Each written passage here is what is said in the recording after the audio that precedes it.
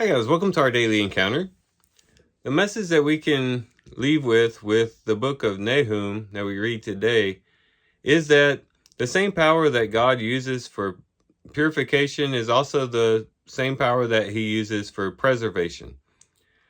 We've seen a lot of words against God's people and their wickedness, and how Israel had gone astray, and how the Lord was going to purify them through bringing for one, Assyria, the very nation that's being spoken about with Nahum. He's going to bring Assyria into the northern kingdom and purify them.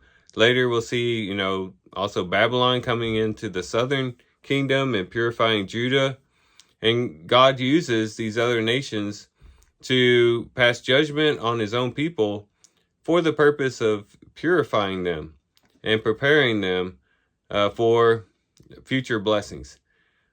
But we also see that God uses that same strength and that same power to preserve his people. And that's what we can see here in the book of Nahum. God is going to put an end to Nineveh and to Assyria. And he wasn't going to allow them to overtake Judah. The book of Nahum is directed towards Judah, even though Nahum himself was from the north. He had a message for the south there in Judah, that Assyria was going to come to an end, that God was going to bring judgment against Nineveh, the capital of Assyria, and then also against Nineveh's king. And at that time, Sennacherib was very, very powerful and very intimidating. But this was a word of comfort for Judah to know that God was going to protect them, God was going to preserve them. And we know that ultimately that preservation was for the purpose of bringing forth the Messiah. But nonetheless, God used the same power that he used to judge his people to also protect his people and to preserve his people.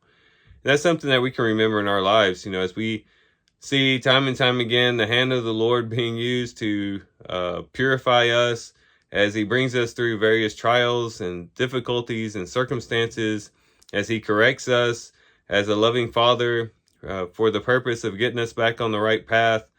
That same power that he uses to purify us is also the same power he can use to preserve us.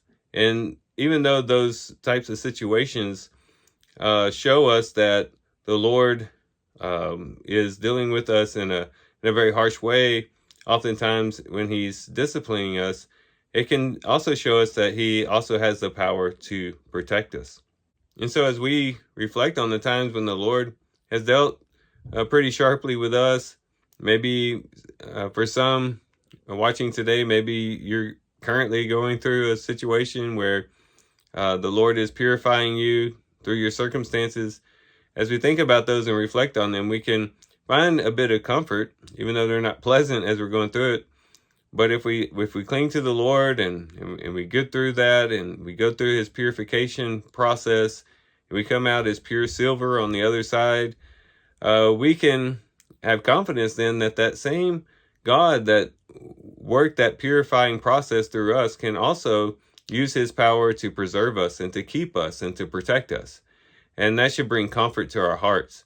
And so let's be thankful that we have a God that, yes, purifies us through his discipline, but also who preserves us in his love and compassion and his faithfulness.